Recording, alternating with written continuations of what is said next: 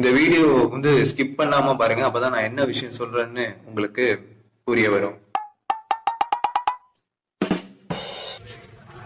அனைவருக்கும் வணக்கம். நான் உங்கள் அருண் மனோஜ்குமார். இன்னைக்கு நம்ம பார்க்க போற திரைப்படத்துடைய விமர்சனம் என்னன்னு பாத்தீங்க அப்படின்னா, கலைப்புலி எஸ் தானு அவர்களுடைய தயாரிப்புல சுரேஷ் சந்திரா அவர்களுடைய இயக்கத்துல உலக நாயகன் கமல்ஹாசனுடைய எழுதி நடித்த திரைப்படம் தான். அதாவது கதை, திரைக்கதை, வசனம் மற்றும் இந்த படத்துல கதாநாயகனாவே நடிச்சிருக்கிற, கதையின் நாயகனாகவும் நடிச்சிருக்கிற ஆளவந்தான் திரைப்படத்தை பத்தி பார்க்க போறோம். 23 வருஷம் ஆச்சுங்க இந்த படம் ரிலீஸ் ஆகி. ஓகேங்களா, ஏறக்குறைய ஒரு 23 வருஷம் ஆக போகுது. ஓகேங்களா, இந்த திரைப்படம் பார்த்தீங்கன்னா அந்த காலகட்டத்தில் ஒரு புதுமையான எக்ஸ்பிரிமெண்ட் மூவி. ஓகேங்களா, இது ஒரு எக்ஸ்பிரிமெண்டலான ஒரு மூவி. கலைப்புலி எஸ் தானு அவர்கள்ட்ட ஒரு கதை சொன்னாங்க. ஆனால் அந்த கதையில் ஆக்சுவலாக படம் பிடிப்ப ஆரம்பிக்கும் பொழுது அந்த கதையை மொத்தமாக ஸ்க்ராப் பண்ணிவிட்டு புதுசாக இவர் ஸ்க்ரீன் ப்ளே பண்ணி ஒரு படம் வேற ஒன்று ரெடி பண்ணிட்டு இருந்தாங்க. அந்த படம் தான் ஆளவந்தான். கிட்டத்தட்ட இந்த படம் ஆரம்பிக்கிறதுலேருந்து அதை ரிலீஸ் பண்ணுற வரைக்கும் சந்திக்காத சர்ச்சை அப்படிங்கிறது ஒன்று கிடையவே கிடையாது. நிறைய சர்ச்சைகளை சந்தித்து ஒரு வழியாக அந்த படம் 2 மொழிகளில் ரிலீஸ் ஆனிச்சு. ஹிந்தியில் அபாய் அப்படின்னு சொல்லி ரிலீஸ் ஆனிச்சு, தமிழில் ஆளவந்தான்னு சொல்லி ரிலீஸ் ஆனிச்சு. தமிழில் போட்ட வசூலில் கொஞ்சமாக தான் எடுக்க முடிஞ்சிச்சு, ஒரு 50% தான் எடுக்க முடிஞ்சிச்சு. ஆனால் ஹிந்தியில் நல்லா ஓடுனுச்சு. விமர்சன ரீதியாக யாரையுமே திருப்திப்படுத்தலை. எப்படி சொல்கிறதுனா, யாரையும் அவங்க சரியாக சாட்டிஸ்ஃபை பண்ண முடியல. ஒரு மாதிரி மிக்ஸ்டு ரிவ்யூவில் தான் வந்துச்சு படம். அந்த டைமில் அந்த படத்தை பாய்காட் பண்ணுற அளவுக்கெல்லாம் போயிட்டாங்க. அந்த அளவுக்கு படம் ஒரு புரிதல் இல்லாமல் அந்த காலகட்டத்தில் இருந்துச்சு. எப்படின்னா, டியூரேஷன்லேருந்து பார்த்தீங்க அப்படின்னா அந்த டைமில் பார்த்தீங்கன்னா 2 மணி நேரம் 55 நிமிடங்கள், கிட்டத்தட்ட 3 மணி நேரம் படமாக வந்துச்சு. ஓகேங்களா, 2 லாங்குவேஜ்லையுமே, ஒரு லாங்குவேஜில் 2 லாங்குவேஜ்லையுமே அந்த படம் மேக் பண்ணி 2 லாங்குவேஜ்லையுமே அந்த டியூரேஷன் தான் இருந்தது. அதே சமயத்தில் பார்த்தீங்கன்னா இந்த திரைப்படத்தில் பார்த்தீங்க அப்படின்னா நந்து மற்றும் மேஜர் விஜய் இந்த 2 கதாபாத்திரமாக நம்ம உலகநாயகன் அவர்கள் கலக்கிருப்பாப்புல. ரவீனா தந்தோன், அதாவது கேஜிஎஃப் படத்தில் ரமிகா சென்னுங்கிற கதாபாத்திரத்துக்கு நடிச்சிருப்பாங்களே, அவங்க தான் இந்த படத்தில் ஹீரோயின். அதுக்கப்புறம் மனிஷா கொரியால் அந்த படத்தில் ஒரு சிறப்பான ஒரு ஆக்டிங்கை கொடுத்துருப்பாங்க. அது போக பார்த்தீங்கன்னா அனுஹாசன் மேம் இந்த படத்தில் ஒரு நல்ல ரோல் ப்ளே பண்ணியிருப்பாங்க. ஓகேங்களா, அதை தாண்டி நமக்கு ரொம்ப பரிச்சயமான நடிகர்கள் அப்படின்னு நமக்கு பெருசாக யாரும் இல்லை. எல்லாமே நார்த் இந்தியன் சைட்லேருந்து உள்ளவங்களை எடுத்து போட்டிருக்காங்க. அதனால நமக்கு அந்தளவுக்கு பரிச்சயம் இல்லை. மேபி அபாய் திரைப்படத்தோட இதில் பார்த்தீங்க அப்படின்னா மேபி அவங்கெல்லாம் பெரிய ஸ்டாராக இருந்திருக்கலாம். ஒரு ஸ்டார் கேரக்டராக அந்த பாலிவுட் ஆக்டர்ஸ் எல்லாம் இருப்பாங்கன்னு நினைக்கிறேன். பட் தமிழில் அந்தளவுக்கு யாரும் பரிச்சயம் ஆகலை அந்த மற்ற கேரக்டர்ஸ். பட் படத்தோட ஒட்டி பார்க்கும்போது அந்த கேரக்டர்ஸ் எல்லாமே நம்ம மனசில் நிற்கிதான். நான் அவங்களோட உண்மையான பேர் என்னங்கிறத நம்மளால் கண்டுபிடிச்சி சொல்ல முடியல. அது ஒரு மாதிரியான வருத்தக்கூடிய விஷயம்தான். ஆனால் இப்போ பார்த்தீங்கன்னா ஒரு கல்ட் கிளாசிக் ஸ்டேட்டஸில் இருக்குது இந்த திரைப்படம். திரைப்படம் மட்டும் கிடையாது, திரைக்கதையும் அதுக்கு வசனமும். நடுவில் பார்த்தீங்கன்னா கவிதைகள் நந்தகுமார் கேரக்டர், அதாவது அந்த நந்து கேரக்டர் சொல்லும். அது கவி பேரரசு வைரமுத்து அவர்கள் அந்த கவிதைகள் கொடுத்துருக்காங்க. ஓகேங்களா, எழுதி கொடுத்துருக்காங்க. அந்த கவிதைகள் தான் அந்த படத்தில் பயன்படுத்தியிருக்காங்க. ஓகேங்களா, நந்தகுமார் பேசுகிற அனைத்து கவிதைகளுக்கும் சொந்தக்காரர் யார் அப்படின்னு பார்த்தீங்கன்னா வைரமுத்து அவர்கள். அதில் பர்டிகுலராக எனக்கு பிடிச்ச கவிதை என்ன அப்படின்னா, பெண்ணை நம்பி பிறந்த போதே தொப்புள் கொடிகள் அறுபடுமே அப்படின்னு சொல்லி ஒன்று ஆரம்பிக்கும்.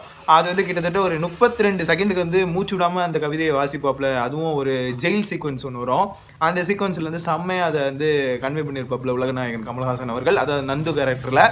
இந்த கதை, இந்த படத்தோடைய ஓவரால் பிளாட் ஸ்டோரி என்னன்னு பார்த்தீங்கன்னா, இரு துருவங்கள் வெவ்வேறு திசை நோக்கி போகுது. ஓகேங்களா, அதாவது சின்ன வயசில் ரெண்டு பேர் அம்மாவை இழந்துடுறாங்க ரொம்ப சின்ன வயசுலேயே. அதனால் ஒரு எக்ஸ்டர்னலாக ஒரு மேம் ஒருத்தவங்க அவங்க அப்பா எக்ஸ்டர்னலாக ஒருத்தங்களை கரெக்ட் பண்ணி கொண்டு வந்துடுறாங்க. ஓகேங்களா, அவங்க அப்பா மிலிட்டண்ட்டில் இருந்ததுனால, மிலிட்டன்ட் அந்த சைடில் இருந்ததுனால அவங்க மாமாவும் மிலிட்டண்ட்டில் இருந்தாங்க. ஓகேங்களா, அவங்க அப்பா என்ன பண்ணிடுறாங்க, 2ஆவதாக ஒருத்தங்களை கல்யாணம் பண்ணிட்டு வீட்டுக்கு அழைச்சிட்டு வந்துடுறாங்க. அவங்களோட டார்ச்சர் தாங்க முடியாமல் 2 பேருமே கம்ப்ளைண்ட் பண்ணுறாங்க. ஓகேங்களா, அப்பா கிட்ட.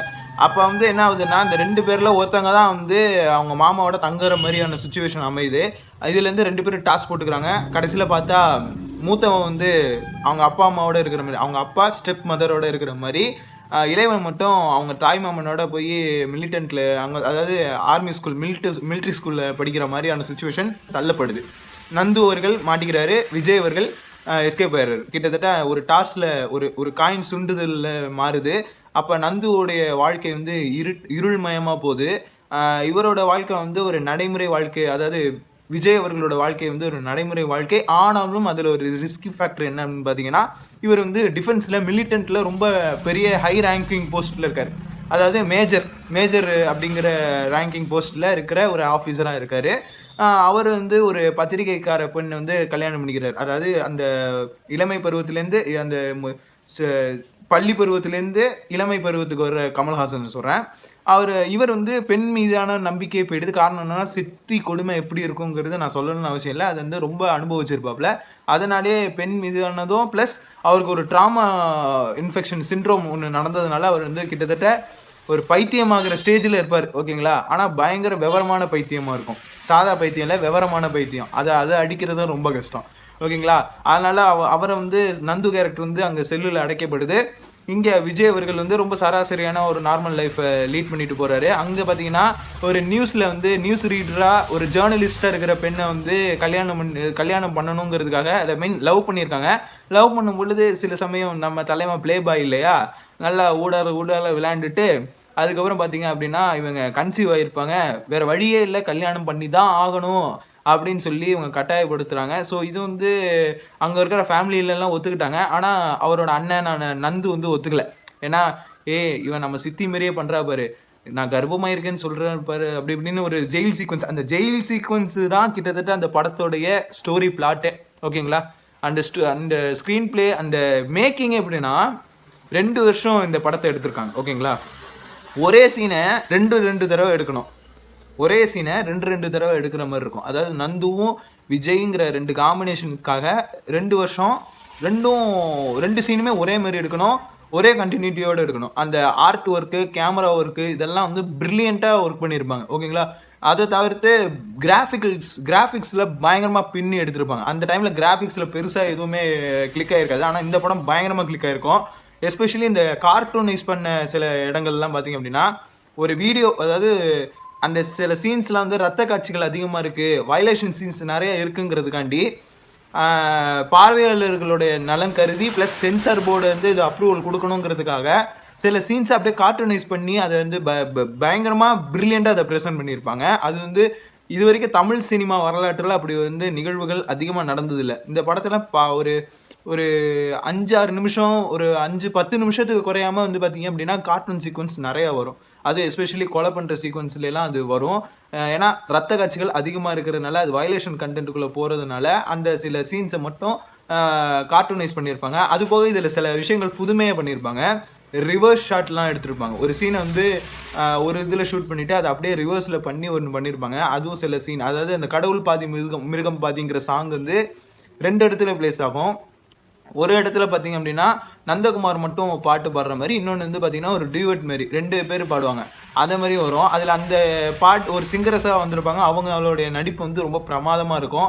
ஹீரோயினோட ரோல் வந்து பார்த்தீங்க அப்படின்னா டம்மி ஹீரோயினியாக இருக்கும் அப்படின்னு பார்த்தா அந்த ஹீரோயினை வச்சு தான் ஃபர்ஸ்ட் ஆஃப் ஆல் கதையை நகரும். அந்த ஹீரோயினிட்டேருந்து தன் தம்பியை காப்பாற்றணுங்கிறதுக்காக தான் நந்து வந்து போராடுவாப்பில். ஆனால் கடைசியில் பார்த்தா தான் தெரியும், அதாவது அவன் என்ன நடிச்சிருப்பான் அப்படின்னா அந்த கேரக்டர் வந்து என்னோட சித்தி தான் இந்த கேரக்டர் மறுஜென்மம் எடுத்து வந்திருக்கு இவளோட இந்த பொண்ணோட ரூபத்தில் அப்படிங்கிற மாதிரி நினச்சிட்டு போயிருப்பான். ஆனால் லேட்டராக தான் வந்து அவனுக்குள்ளே வந்து ஒரு ஹாலோசினேஷன் நடந்துக்கிட்டே இருக்கும். அவங்க அம்மா திடீர்னு பார்த்தா அவங்க அம்மா பேசிகிட்டு இருப்பாங்க.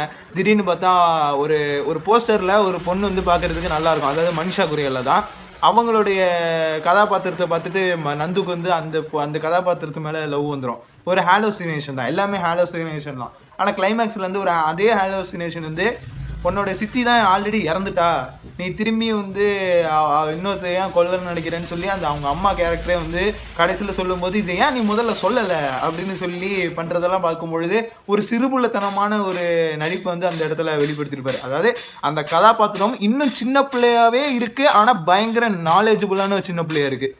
அந்த ஒரு இடத்த வந்து ரொம்ப அழகாக வந்து ஒரு ஸ்க்ரீன் பிளேயும் சரி, டயலாக்கும் சரி, அந்த சீன் பை சீன் வந்து பயங்கரமாக செதுக்கியிருப்பாங்க. இதில் பார்த்தீங்க அப்படின்னா ஒரு கமர்ஷியல் ஃபுல் ஃபேக்ட் எக்ஸ்பீரியன்ஸ்டு ஒரு எக்ஸ்பெரிமெண்டல் ஃபிலிம் அப்படின்னு சொல்லலாம். இது வந்து என்ன ஜானரில் எடுக்கணுங்கிறதே கிட்டத்தட்ட வந்து உங்களுக்கு ஒரு குவெஷன் மார்க்கில் தான் இருக்கும். ஓகேங்களா? இதில் வந்து பார்த்தீங்கன்னா இசையமைப்பாளர்கள் வந்து ரொம்ப புதிய விதம், அதாவது எல்லாத்துலேயுமே ஒரு புதுமை கண்ட ஒரு ஆண்டவர் வந்து இதுலேயுமே ஒரு புதுமை பண்ணியிருக்காரு. ஃபர்ஸ்ட் டைம் 3 மியூசிஷியன்ஸை மியூசிக் டைரக்டராக இந்த படத்தில் இன்ட்ரடியூஸ் பண்ணி வச்சுருக்காரு. ஓகேங்களா? ஷங்கர், ஏசான், லாய், அதாவது ஷங்கர் மகாதேவன், ஏசான் நுரானி, லாய் மென்தோசா, இந்த 3 மியூசிஷியன்ஸை வந்து மியூசிக் கம்போசர்ஸ் தான் இந்த திரைப்படத்தில் ஃபர்ஸ்ட் டெபியூட் பண்ணது நம்ம ஆண்டவர் தான்.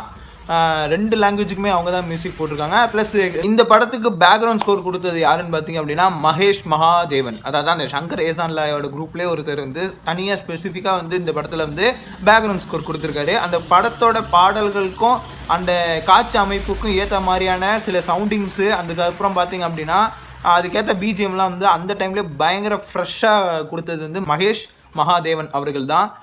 இந்த படம் வந்து பயங்கரமான ஒரு ஆர்ட் கல்ச்சரில் ரிலீஸ் ஆன ஒரு திரைப்படம். 2 லாங்குவேஜில் இந்த படம் வந்திருக்கு. அபாய், அதுக்கப்புறம் பார்த்தீங்க அப்படின்னா ஆளவந்தான். இந்த ரெண்டு படமும் வந்து பார்த்தீங்கன்னா அதுக்கு அடுத்தடுத்த நாளில் ரிலீஸ் ஆனிச்சு. 15 நவம்பர்னு நினைக்கிறேன், கிட்டத்தட்ட. ஆமாம், 14 நவம்பர் 15 நவம்பர் இந்த நவம்பர் மாதம் இதில் தான் கமல் சாரோட பர்த்டே டைமில் தான் இந்த படம் ரிலீஸ் ஆனிச்சு. இப்போ அதை ரீரிலீஸ் பண்ணுறாங்க. அதாவது 2 மணி நேரம் 55 நிமிடம் அப்படின்னு இருந்த அந்த படத்தை 2 மணி நேரத்துக்கு ஷார்ட் அண்ட் கிறிஸ்பாக வந்து பார்த்தீங்க அப்படின்னா கலைப்புலி எஸ் தானு அவர்கள் 1000 திரையரங்குகளில் ரிலீஸ் பண்ணியிருக்காங்க. சுரேஷ் கிருஷ்ணா அவர்களுடைய முந்தைய திரைப்படங்கள் பார்த்தீங்க அப்படின்னா பாஷாவாக இருக்கட்டும், பாபாவாக இருக்கட்டும், அதெல்லாம் ஒரு நல்ல ஒரு கிளாசிக், கல்ட்டு கிளாசிக் ஒரு ஸ்டேட்டஸ் அடைஞ்ச திரைப்படம். அதோடு இந்த படமும் சேர்ந்து ஒரு பயங்கரமான ஒரு ஸ்க்ரீன் ப்ரெசன்ஸ் வந்து அழகாக அந்த படத்தில் கொடுத்துருப்பாங்க. கிட்டத்தட்ட 2001 ரிலீஸ் ஆன படம். ஆனால் இந்த படத்தை வந்து கிட்டத்தட்ட 2 வருஷத்துக்கு எடுத்திருக்காங்க. ஓகேங்களா? அதாவது விஜய்ங்கிற கதாபாத்திரம் ஃபஸ்ட்டு ஷூட்டிங் வந்து விஜய்ங்கிற கதாபாத்திரத்தை வச்சு எடுத்துகிட்டு, அதுக்கப்புறம் 2ஆவதாக வந்து பார்த்திங்கன்னா நந்து கதாபாத்திரத்தை வச்சு எடுத்திருப்பாங்க. அதுக்காண்டியே தலைவன் வந்து உடம்ப பயங்கரமாக ஏற்றி பண்ணியிருப்பாப்புல. ஒரே சீனை ஒரே இடத்துல 2 தடவை எடுக்கணும், அதுவும் 2 வருஷம் கேப் டைமில். அதையுமே அவ்வளோ நீட்டாக க்ளீனாக அவ்வளோ சாட்டிஸ்ஃபேக்டரியாக படம் பண்ணி கொடுத்ததுங்கிறது அந்த படத்துக்கு ஒரு மிகப்பெரிய ஒரு இது. சினிமாங்கிறது ஒரு ஆர்ட் ஃபார்ம் அப்படிங்கிறது வந்து ரொம்பவும் அழகாக வந்து அந்த படத்தை வந்து எக்ஸ்பிளைன் பண்ணியிருப்பாங்க. டயலாக்ஸும் சரி, நம்ம பார்க்குற சீன்ஸும் சரி, ஒரு 100% வந்து ஒரு மூவி பார்க்குற ஒரு ஃபீலை வந்து அந்த படம் கொடுத்துக்கிட்டே இருக்கும். ஓகேங்களா? ஸோ ரீரிலீஸில் அந்த 2 மணி நேரம் திரைப்படத்தை அவளோட வெயிட் பண்ணிகிட்டு இருக்கேன் அந்த படம் பார்க்கணுன்ட்டு. இதை பற்றி உங்களுடைய கருத்துக்களை நீங்கள் கமெண்ட் செக்ஷனில் சொல்லுங்கள். என்னோட சேனல் சப்ஸ்கிரைப் பண்ணாதவங்க சப்ஸ்கிரைப் பண்ணிவிடுங்க, பக்கத்தில் இருக்க பெல் பட்டனை கிளிக் பண்ணிவிடுங்க. அண்ட் என்னோடய சோஷியல் மீடியா ஐடிஸ் எல்லாமே என்னோடய அபோட்டில் இருக்குது, கைண்ட்லி ஃபாலோ பண்ணிவிடுங்க. அடுத்த வீடியோவில் உங்களை நான் சந்திக்கிறேன். நன்றி.